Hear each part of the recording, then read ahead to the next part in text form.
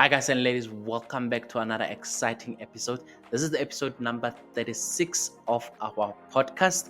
If you are here for the first time, welcome. Here we are trying to share new things that will inspire you to become an excellent, exceptional expert analyst. Anything else we're trying to do on our side to give you the better head start compared to the people that are not part of this community. In this episode, we're going to be talking about the mindset, the toolset, and the skill set that come together to actually help you become a better analyst. And I'm assuming after that, you're going to be wanting to know about things that you can do as an aspiring leader. And for that reason, later on, our second topic that we're going to talk about is 6 things that will be able to guide aspiring analysts to become leaders in analysis. So 6 things to guide aspiring analysts to become leaders in analysis. We do have a quiz in the middle of our episode, so stay tuned. Just after our theme song, the nice fun will continue.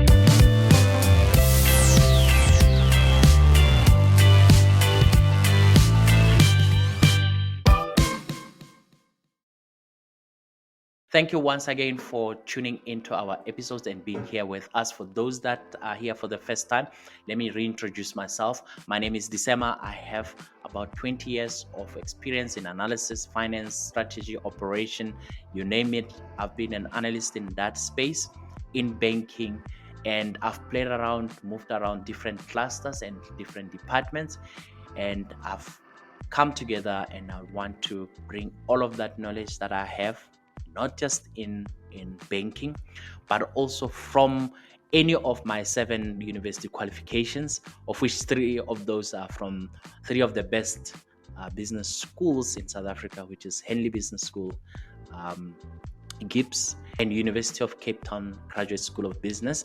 I'm bringing everything else together and I'm trying to help you as I've discovered ways that can make exceptional analysts.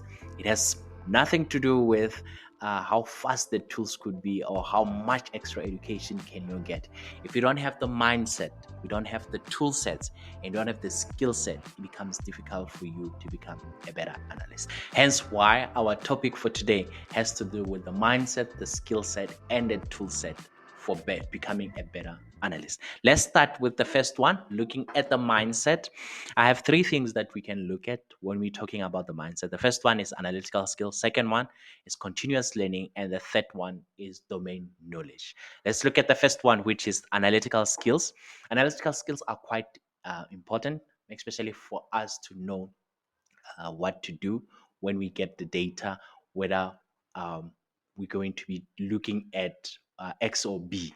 In that case, we can look at X or B. Our X or B could be either first one is problem solving, where our analytical thinking will help us, especially as you are an analyst, whether you're dealing with data, to identify and address issues in the data set.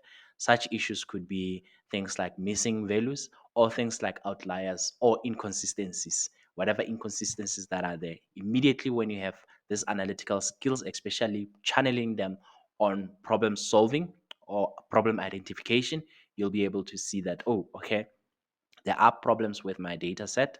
There are problems because there's no consistencies, there's no proper format that was followed, or we're having too many outliers. It looks like it's a cluster on its own. All of that you'll be able to see immediately as part of your analytical skills. What tools can you do or frameworks? There are few frameworks that you can use, but all of that, as you are using the frameworks or the methodologies, you are harnessing or you're sharpening your analytical skills. Second thing that the analytical skills could help with is pattern recognition.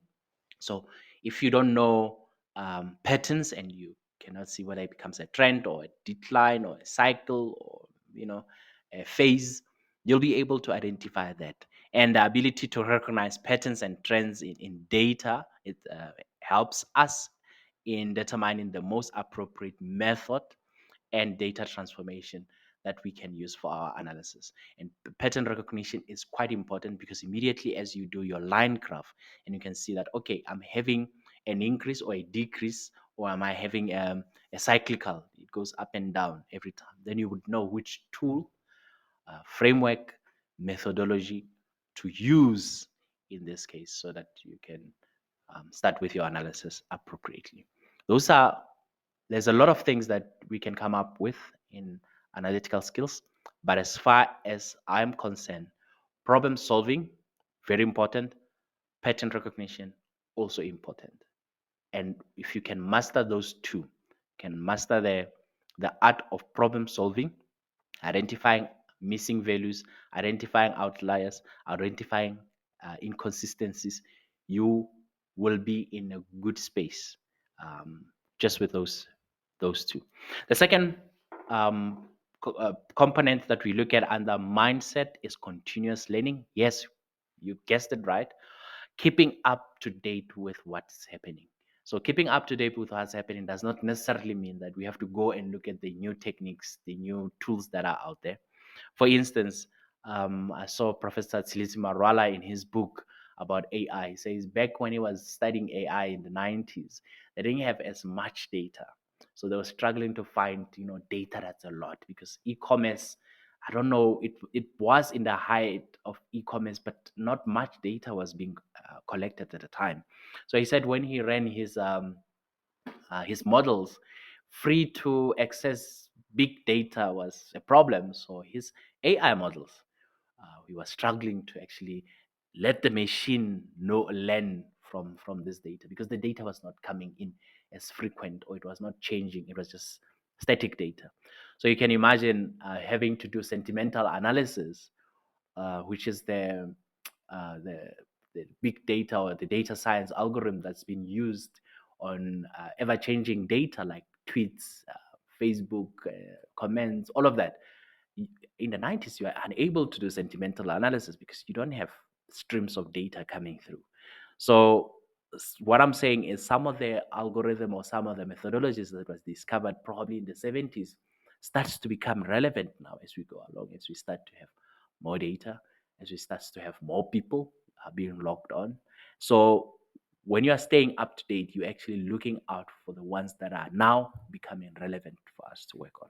So staying informed about new technologies and tools for data preparation ensures that um, we and as analysts can employ the most efficient and effective methods. We don't have to always go look for the shiny thing. We have to just join communities that help us discover which of the algorithm is becoming relevant or is starting to make sense or starting to work as expected. The last and the third under mindset is domain knowledge. So domain knowledge has to do with understanding the context. Like in my case, 20 years almost experience in banking. I understand the context of banking. You take me to mining, I have to start by understanding the domain knowledge, just the context. And domain specific knowledge allows us as analysts to interpret the data in the context of the industry or in the business, guiding decisions on how to clean and structure the data appropriately.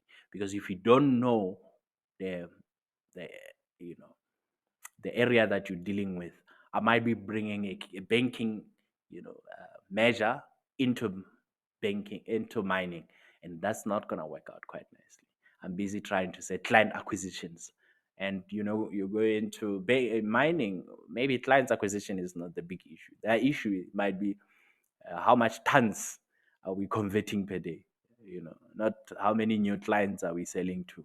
Now when I'm doing client acquisition, our strategy is going to be, hey, we have to go knock door to door to try to sell our mining produce, which is totally a different measure by itself. So as analysts, we have to stay abreast of what's happening. Okay, let's move on from mindset. We're moving into the tool sets. The idea is once you have the mindset, which is analytical, continuous, and domain knowledge, you'll be able to pick the right tools.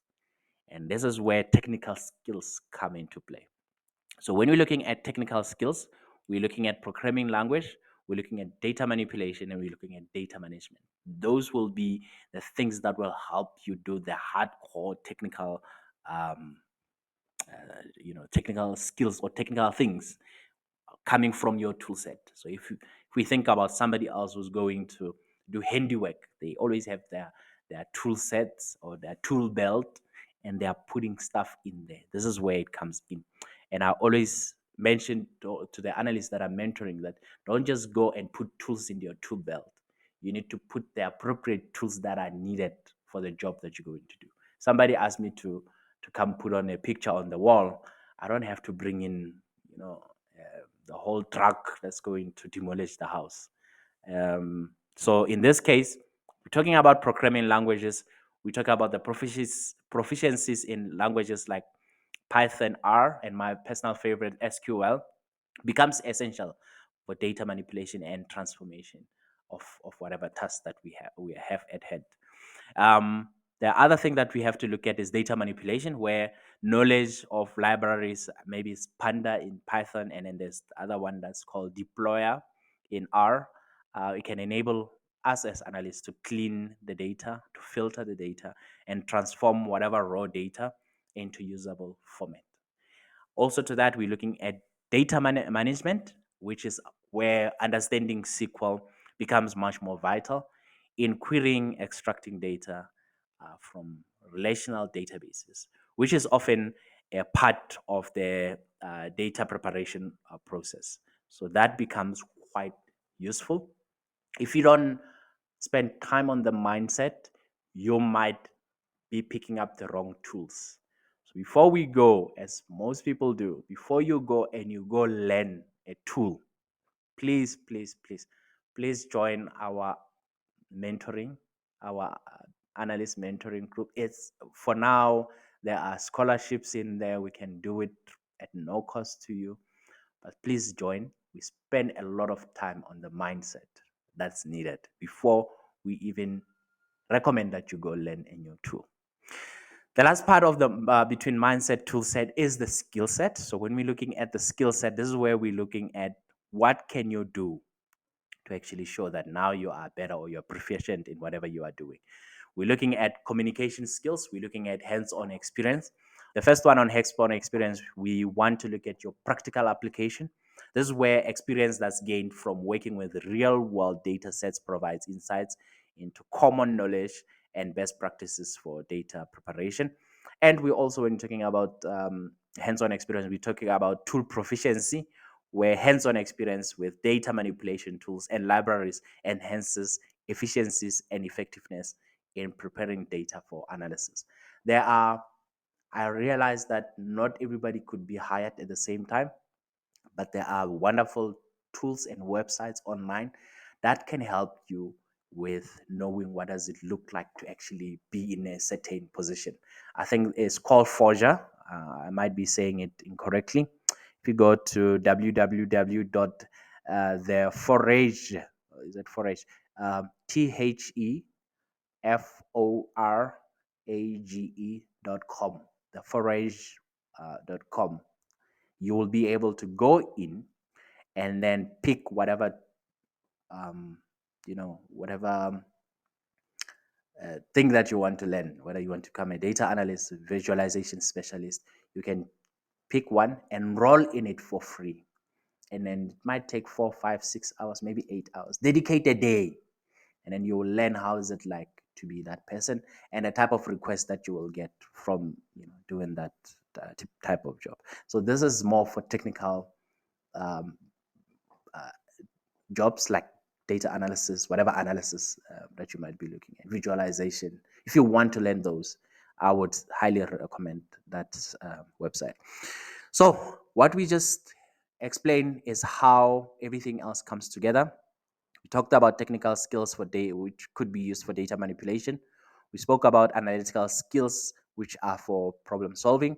We spoke about domain knowledge, which is for us understanding the context. We spoke about hands-on experience, which is for practical application. We spoke about continuous learning for staying updated. And we've spoken about communication skills, which is for us to collaborate. All of these are important for us when we are preparing data for analysis, and each of it play its own role in ensuring that the data is clean, structured, transformed in a way that supports meaningful analysis and insights. So that's just how the mindset, the tool set, and the skill sets come together, helping us take data into insights. Okay, let's jump into our second part, which is the quiz. I like the quiz. We'll run through 5 multiple choice questions. Just pick one from there. What am I going to be quizzing about? About what you just spoke about. So let's just go. First question. What role does analytical thinking play in data preparation? What role does analytical thinking play in data preparation is the right answer. A, identify and addressing issues in data sets. B, writing documentation for data preparation steps. C, collaborating with stakeholders. D, querying data from relational databases. The right answer to that is number A, which is identifying and addressing issues in the data set. What role does analytical thinking play in data preparation? The answer is identifying and addressing issues in the data set. Question number 2. Which technical skills is essential for querying and extracting data from relational database? Is it A, proficiency in Python, B, knowledge of SQL, C, mastery of data manipulation libraries, or D, understanding of domain-specific knowledge? The right answer to that, answer to which technical skill is essential for querying and extracting data from relational databases. The right answer to that is number B, which is knowledge of SQL. In one of the episodes, I think it was episode number 15, 16, somewhere around there, we did speak about relational database and why they called relational database. So if you feel like you need to know a little bit about what relational databases is, you're more than welcome to go and listen to that, or drop us a comment, and we'll be able to go back and refer you back to that knowledge. Number 3, how does domain knowledge contribute to data preparation? Is it A, by writing clear documentation, B, by staying informed about new techniques and tools, or C, by interpreting data in the context of the industry or business, or D, by collaborating with team members and stakeholders? The answer to what does domain knowledge contribute to data preparation is number C, which is by interpreting data into the context of the industry or business. Context. Domain knowledge context. What does hands-on experience with real-world data set provides? Is it A, insights into common challenges and best practices, or B, mastery of programming languages, C, proficiency in database management, D, understanding of patterns recognition techniques? The answer to our number 4th question, what does hands-on experience with real-world database provide? The answer is number A, which is insights into common challenges and best practices. The last question, which is question number 5, why is clear documentation of data preparation steps important? Why is clear documentation of data preparation steps important? The selection is number A, to ensure transparency and reproducibility of the analysis. Reproducibility. To ensure transparency and reproducibility of analysis. Number B, to recognize patterns and trends in data. Number C, to interpret data in the context of industry or business. Number D, to keep up to date with new techniques and tools. The right answer to why is clear documentation of data preparation steps important? The answer to that is to ensure transparency and reproducibility of the analysis. It's one of those words that always run around with me. Oh, always running around with me. Okay, let's get to the third segment that we're going to be helping quickly the people that are aspiring to become analysts with the 6 steps that's going to help you. Probably you are aspiring to become a leader in analysis, but you don't know where to start. You don't know what to look at. You don't know nothing. Well, you are not going to be alone on this journey. If any if the analyst teams are aiming to assess their effectiveness in continuing uh, contributing to the business or organizational goals, there are several things that we have to be looking at, and these are the 6 things that we're going to be looking at. The first one is we have to look at or think about performance management. If you're an aspiring analyst, we have to think about performance management because your team should be able to evaluate how well they are meeting performance matrices and objectives aligned with their organizational goals. This might include, or this actually includes assessing the accuracy, timeliness, and relevance of whatever the analysis that they are sending as insights. So you have to go back and say, how are we performing to whatever we had expected to do? Fortunately, this is one of the standard measure.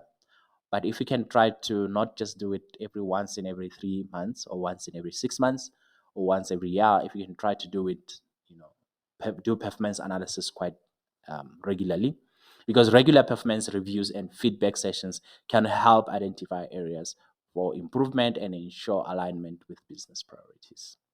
That's just on performance management. Let's look at our communication channels that you should be establishing if you're aspiring to become a leader here. You're having effective communication within your team and within other departments, it becomes quite essential for ensuring that the insights and recommendations are understood and acted upon. So whether your analyst team or analyst or your team members should assess the clarity and efficiency of communication channels to streamline the dissemination of information and facilitate collaboration across the whole entire organization. So whatever you are sending out, make sure that you don't just have your team just doesn't have nice insights sitting while they should be sitting in other people's desk or in other people's inbox, but they're just sitting in in the team, within the team. You have nice insights, but nobody knows about it. So making sure that we have very good communication channels is quite a priority. Strategic planning, meaning that your team should align their analytical efforts with the organizational strategic objectives. This involves understanding the business strategy and identifying the key areas where data analysis can drive informed decision making and value creation. By contributing to strategic planning discussions, team members can ensure that their work directly supports the achievement of the business goals. So knowing that whatever you guys are doing aligns with what the organization or the business is working towards will help you become much better in what you are doing as a strategic objective. Number 4 is adaptability and innovation. Your team needs to stay abreast of emerging trends, as we have spoken about, staying up to date when we're talking about domain knowledge, and we need to stay abreast of emerging trends, technologies, and methodologies relevant to their field. They should assess the ability to adapt to changes in the business environment and innovate in their analytical approaches. This includes exploring new data sources, tools, techniques to enhance the quality and the depth of whatever analysis that you are working on to create insights. Number 5 is stakeholder relations. This is quite important, very, very important to be able to, know how you are relating with your stakeholders. The team that you are aspiring to be leading or the team that you are currently leading should consider how effectively they engage with stakeholders such as business leaders, managers, decision makers, and anybody else within the organization. Building strong relationship and understanding stakeholders' needs and priorities are crucial, are very crucial for ensuring that analytical outputs are actionable and impactful. Actionable and impactful. So stakeholder relations, when we're talking about that, very, very important. And the last part, but not least, is leadership support. We cannot underestimate leadership support. Your team should assess the level of support and guidance they receive from organizational leadership. If they do and they're in good books of leaders in organization, you can do anything. Effective management support is essential for providing resources, setting priorities, and fostering a culture of data-driven decision making. If the culture of data-driven decision making doesn't come from the top, everything, every insight that you're going to make is going to be in vain. Hence why leadership support is quite important. I'm not saying go suck up to the leaders, but if you have one or two leaders or one or two executives that understand the importance of your team, you can be able to, every other insight that you work on will be useful. And that's the whole idea. That's the end result of having a beautiful, well set up analyst team. So analyst or your team members should advocate for leadership, buy-in, and ensure that their contribution are valued and recognized in all levels of the organization. Leadership support important. Let's recap six things that you should be working towards if you are aspiring leader or you are in a leader already. Performance management, communication channels, strategic planning, adaptability and innovation, stakeholder relation, and leadership support. Those are the six things that are quite important as far as I'm concerned. Thanks for listening to this episode number 36. If you're asking, how can I join? How can I support this initiative channel that we are doing? Yes, you can be able to do in various ways. You can check our website, visit our website, beingananalyst.co.za to find out what you can do on our site. Mostly what we listed there is about training, but we do more than that because we have a newsletter. If you want a newsletter, just type newsletter.beingananalyst.co.za. You'll get to the newsletter. And if you've seen the newsletter and you subscribe to it, and it's coming through your emails, but you realize that you want stuff every day, don't worry, we have a blog for that. Just type blog.beingananalyst.co.za and you'll be able to get, things that you can read on a daily basis. If you feel like you want it structured, don't worry, just type books.beingananalyst and you can be able to purchase a book, and you can see where can you purchase in Amazon or in Takealot. You can get the book with you. Besides that, another thing that we have is our WhatsApp channel. If you feel like you want small size, bite-sized insights that helps you, get you motivated so that you know about analysis, there's a website channel that you can get to. Go to your website community, check Being an Analyst, Being an Analyst, Being an Analyst, Being an Analyst. It'll show up right there. We'll talk about analyst chats that we are posting there. That's what we could do on your side. If you feel like you want to support, just let us know. Reach out to us, info@beingananalyst.co.za, and we'll be able to help you much further. Speak to your team, speak to your organization, show them the importance of what you are doing in organization. Please feel free to reach to us. Let's chat again in the next episode number 37. Cheers. Stay blessed. Bye.